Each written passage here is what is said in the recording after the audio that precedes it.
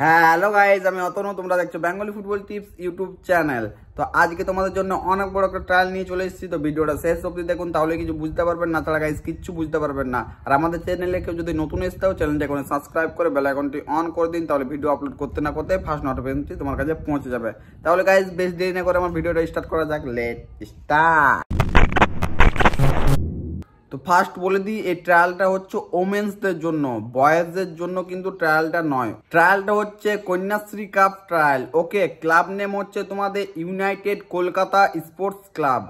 এই ট্রায়ালটা দিতে গেলে তোমাদের ডকুমেন্টস নিয়ে যেতে হবে, birth certificate, Aadhaar card and passport size 2 copy photo.